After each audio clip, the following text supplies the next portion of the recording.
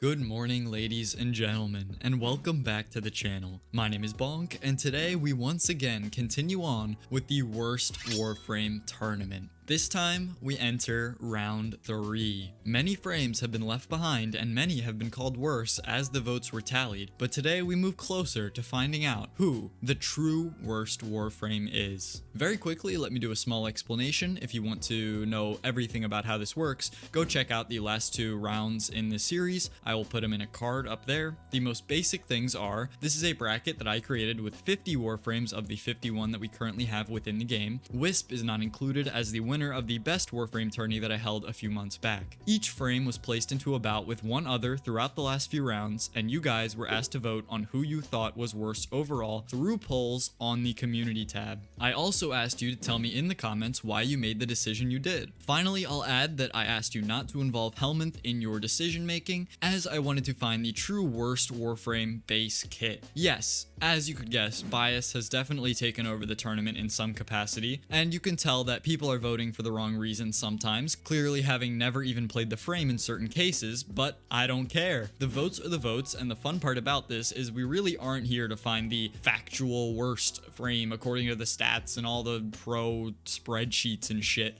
probably. Instead, we're gonna find out who the community thinks is the worst, who you guys really think is the worst frame. Anyway, let's get ready to rumble with our first little scuffle of the 3rd round.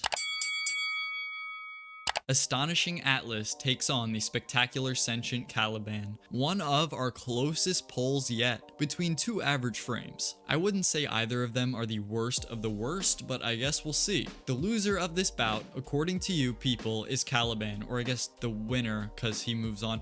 Not by much, but 'tis the truth. Atlas has finally been left behind in the search for the worst, despite many commenters guessing that he would actually make it much further. But why is Caliban worse? Well, let's head down and check out some of the reasons directly from the mouths of your fellow Tenno. The first comment to look at comes from Sam Shelton. In short, he believes that Atlas's kit is much more cohesive and has more synergy, while flipping to the other side of the debate, Caliban's abilities feel like random shit mashed together. He does add that both frames follow their themes decently, with Rockmen summoning Rockmen and Caliban calling the sentient boys. On the other side of the coin, we have a comment from BombZQ who echoes Sam's point that Atlas has more of a connected kit, and Caliban has the game plan of a drunk squirrel. Interesting metaphor. Caliban does have one thing going for him though, a very important thing, with that being defense stripping. He finally states that although Atlas is actually his most played Warframe, he believes that Atlas is worse because of the fact that Caliban can armor strip, which allows Caliban to really go much further than Atlas in his opinion. But this is round 3. How about another comment to finish us off? Well, Matthew states, Caliban is a platypus. A mass of spare parts put together to create something. Only difference being a platypus can be used to make omelets, and Caliban can't. Now let's just pause for a second. Matthew, is making omelets a reason to choose Caliban as worse? Come on, not in my mind it's not. But you know what? I'm cool with it. If you want your reason to be Caliban as a platypus, looks like your reason is Caliban as a platypus. Well, I think we should move on now, huh? I guess Rockman wins. 2 pretty great frames are up next. The intense icicle Frost, yeah, he made it this far, faces off with our gallant gladiator Steinax. I personally love both of these guys for endgame content and normal content, although I think Frost is boring, but only one can move on being named the worst of the 2, and you guys had that decision in your hands. Who did you pick? Well, surprisingly to me, it was actually our boy Frosty. The split of votes is also much bigger than I would have expected, with at the time Frost is being voted worst by over 50%. But why? Well, once again, we head down to the peanut gallery to answer that question. For starters, we have a comment from Slick, don't know if YouTube will let me say the last one, a more simple comment compared to many others, but one that gets the voters' point across very clearly. He believes that Steinax has the goods: grouping, energy, shield regen, armor strip, and AoE slash. Jack Frost never stood a chance. Graceful Hawk is the next one to look at, and he also has very similar points, admitting that although armor strip Frost is amazing, amazing, being able to run through high-end missions while everything is frozen and then decimated around you, Frost still gets his vote for the worst frame. The reason is that Steinax, once again, crazy slash, mega defense strip, self-sustain, and grouping abilities. He does add that although Frost may be better in the absolute highest pinnacle level of play, Steinax is the better frame because his ease of use and kit synergy just give him that small edge in overall usefulness over Frost. I will say that if it was up to me, Steinax would also be called better and Frost would be moving on, but it would definitely be a really tough decision and a very close one in my mind. And I don't see Frost attaining that absolute gem of a title of the worst frame in the end. At least I hope not. There's definitely a few worse frames in my mind, even just on this side of the bracket. But I guess we will see. I'll end it with, how much ability coverage do you want? Steinax. Pretty much covers other people's points in much less word, you know? See you next round, Frosty.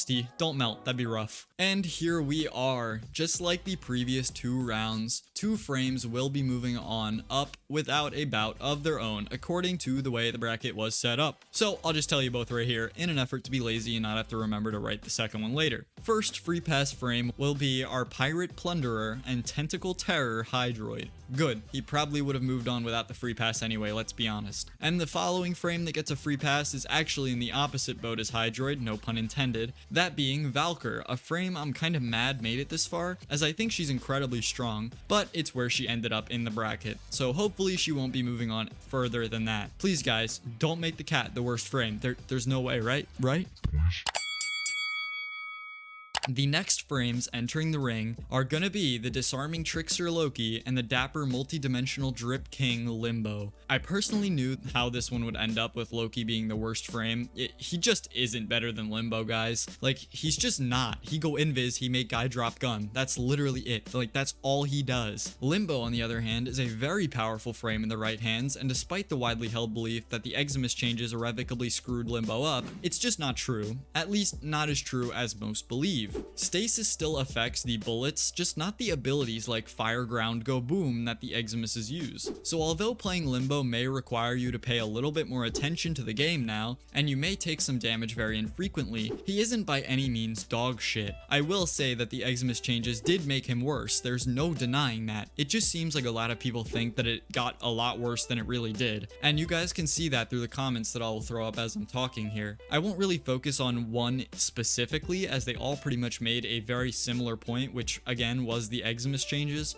although a lot of these commenters still voted Loki as worse. I will show one comment because they advocated for Limbo being worse and talked about why they think Loki is actually good. This comment comes from Dark Knight, but he spelled night the nighttime way, not the Batman way. He speaks on Loki's ability to scale slightly into endgame, and that invisibility is just always a good option for avoiding certain doom against heavy gunners and such. I'll say it's a decent point, but Limbo can pretty much do any of the content Loki can do, even Spy going through the lasers in his alternate dimension. So I don't know, man. Invis might not really be a reason to call Limbo worse. I mean, invisibility does not equal immunity. You can still be hit, whereas in Limbo's alternate dimension, no hit. You see where I'm going with this? If you don't, too bad, Dumbo. I'll finish off this section with the comment from Vitex, admitting that Loki is the king of invis, but he suggests that invisibility isn't actually really needed in modern Warframe, elaborating that other frames can be better at Spy, hard CC's better than soft CC, and without Helminth, remember we're not including Helminth, so without Helminth, Loki should never even be considered an option for better. This guy just commented Za Warudo in all caps and seemed pretty hyped about it. What the f is that? I have no clue. Please explain, Daz. How does this have anything to do with Limbo or Loki? Like, what the hell does that mean, bro? I feel like everyone watching this is gonna be mad that I don't know what that is. Like, it's a widely known thing, but I have no clue, and I don't want to look it up just in case it's something bad. So Malevolent Mirage, the clown Carrie, battles it out with the godly goat of healing and radiation. This was not close at all. Oberon was decimated. He is the worst frame of the two for sure. He was crushed by almost 80% of these votes. Big L. Personally, I think Oberon is useless in today's game. His supporting is bad compared to many other frames, literally Wisp, Trinity, and even Protea off the top of my head. Yeah, Protea. And his armor stripping is cool and all, but like so many other frames can do that too. And let's see. Oberon can do do Eidos because he can help with the big AoE thingy, but let's see, Haro does it better, Trin does it better, and yeah, he literally just gets outclassed over and over. Oberon is the frame lost to history in my opinion. He may not need a rework as bad as some other frames that are just useless completely, as he can still do stuff decently. I mean, he's not like just a detriment to your team. He will help, but I don't know, it's just something that like he just isn't the best at anything. He is not the 100% pick that frame for a single activity, at least in my opinion. But how about your opinions? Heck, they're the ones that actually matter since you guys chose the winner. Well, Jupiter Ivan's comment reflects my points, stating simply that although Oberon is in fact his favorite Warframe, the reality of the situation is that Wisp can do everything Oberon can do and some more. And although Oberon does have armor strip capability over Wisp, it requires an already expensive ability being combined with another to even accomplish that stripping effect. Oh, and I guess Oberon gets a free life every 90 seconds. Wow, nuts dude, get him a sticker. The second comment I'd like to show is from Richard Kickham here. He explains that his biggest issue with Oberon is that his builds aren't really focused like a lot of other frames, needing to build for a multitude of stats, efficiency, range, strength, duration. And I'll say that that is kind of true. I mean, I'm sure there's many different Oberon builds out there and no single player has tried them all, despite what some may say. There's just too many mods in the game to have tried everything, and if you're gonna argue that you've tried every build, Hakuna your Tatas, my friend, because you definitely haven't. Hi, this is Editing Bonk, jumping in for a second. I bet there is somebody out there that has used every single possible combination of mods and auras and arcanes, etc. because, they don't have anything else to do in their lives. But if you are that person, touch grass. That's all I have to say. Like, I think most people have not tried every single build, you know. I think that's a pretty good assumption. Anyway, back to Video Bonk. And I bet there's a few Obi builds that would only need 2 of those 3 stats, or 1 of those 3 stats in a meme build or some I don't know. But again, for the more widely known builds on Oberon, you usually do need to build for a bunch of different things. So I will say this is a pretty good comment. I'd like to also show a comment from 101 Survivalist here explaining that he is an ex-Oberon main since reformed into a Speedy Beetle player. He explains that fun does not equal performance. He does admit that Obi can do defense sorties pretty well, his rad buff is nice, and he's a great solo player frame. But Mirage is just busted, plain and simple. She can trivialize a crap ton of content, and in a bout of DPS versus support in a very DPS-centric game, she just comes out on top with no effort. He finishes his spiel with the statement of, and I quote, "I'll always have fun with Oberon, and when I have a newbie friend play, I love healing and buffing them along, but Mirage is just too strong. Cheers." Cheers to you too, dude. Good points all around from our commenters here, and I guess we'll have to wait and see if the GOAT is called worse again and again. I will say that I got a few comments that Oberon got shafted with these matchups, constantly going up against a bunch of strong options, and I'm not saying you're wrong, but there are just a lot of strong frames in this game, and it's happened to a few of our frames here, just like Frost. Frost is not bad enough to make it to this round if he was against a few other frames, but it's just bound to happen in a few of these battle lines. The thing is, eventually it will come down to 2, and it won't matter where you started if you are truly the worst frame, because the worst one will make it to the end no matter what.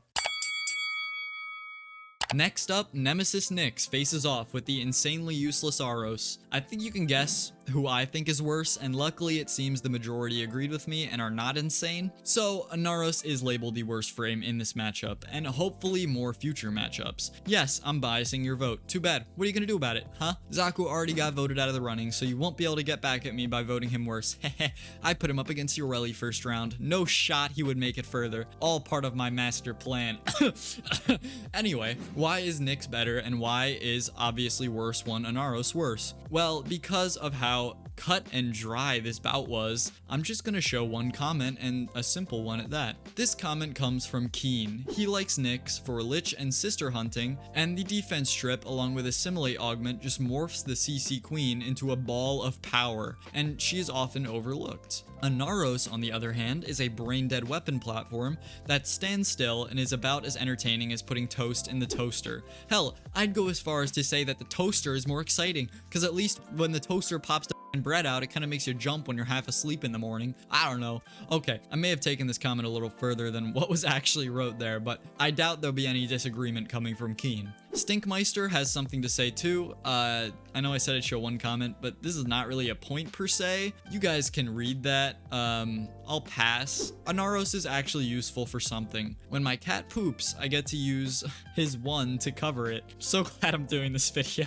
Anyway, before we get to our very last round 3 match here, I'm sorry, but it's time for the necessary section of the video where I ask that if you are enjoying so far, and I hope you are, then why not head down and leave a like? And hey, that red button that says sub, pretty good choice to go ahead and slap that too so you can stay caught up. It helps get my channel and videos out to more people if there's interaction, so it would be very appreciated. I'd also like to mention that I have a Discord that is linked down below. It's called Aviator Legion. We have builds, Riven pricing, giveaways, trading, Captura, Fashion Frame, a quest system where I release a monthly set of little goals for you guys to do in Warframe to earn some Aviator XP, which I keep track of, and it can earn you some new roles in the server. So anyway, if you're interested, that is down there. Anyone's welcome. New players, if you need help, head over. Someone will definitely be willing to help you with any questions you have, I promise. Let's just get into the last matchup already, Bonk. What the hell, man? Come on. Hey, shut up. Okay, let's go.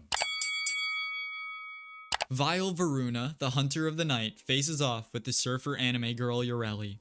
Well, it seems Irelia was almost 100% seen as worse. No doubt in anyone's mind, it looks like. And I'll say, I agree. She's not good. Don't get me wrong. At least I don't think she is. But there is a lot more people than I expected predicting her ending up as the final frame left standing when this is all said and done. How about we just jump into these comments? We'll start with a comment from Fairwald, a very clear explanation of why he made his choice. Simply stating that although Varuna has a very straightforward playstyle, it's a very powerful and synergistic one. Whereas Miss Irelia is limited to using your secondary weapon, and she basically stumbles around most tile sets like a giraffe without its back legs. Now, I will say that this is spot on. Although Varuna is a melee master, and that's pretty much it, she is a fragging god when it comes to that playstyle. She can shred, has invis, and along with that, one of the best passives in the game in my opinion. She just has a lot going for her. I was a little worried because for a while it seemed like my girl Varuna was not getting a lot of positive feedback after her release, and I personally find her insanely fun, but it does seem like now that people are understanding her combos and have truly seen the potential she's capable of, she's finally getting the recognition that she deserves as one of the best frames in the game. Yes, I said that. If you disagree, fight me, ho. I dare you. I will square up even though I look like Zaku and literally am called Bird Bones by my friends. It's okay, I call them fat. It's kind of a both ways thing. Anyway, how about a comment from someone who thinks Irelia is better? Yes, it exists, okay? There are Irelia players out there. The introvert has just 9 words for you. Yes, that is all. Irelia's Aqua Blades are just too useful for general purposes. That is all. Well, yeah, they are, but Varuna just got a second buff and has built-in condition overload and invis. Enough said, Irelia gets mopped. Thank you, John. Oof for Irelia. Varuna is just so fucking good, and Irelia is just splish sploosh. E-girl bad, wolf mommy good. Anyway, this is the completed bracket. Thank you all so much for watching. Don't forget to head down for that like and such. Also, look out for the quarterfinals voting, which should start very soon after this video's release over on the community tab. If you don't like how some of these matches ended, too fucking bad, dummy, you're too late. But if you want to make sure your opinion is in there next time, you can head over and correct your fellow Tenno's mistakes by proclaiming who you think is truly the worst Warframe on the community tab. Check out the Discord too. I think it's a pretty good idea, just saying. We also have our first Aviator Prime member of the channel, which does include a shout out at the end of these videos. So thank you to so much Aviator Prime member Corrosive Sage for the support, and thank you to all my members no matter the level. Play Zaku 24/7 or your hamster will fall down the stairs attempting a kickflip, and good night.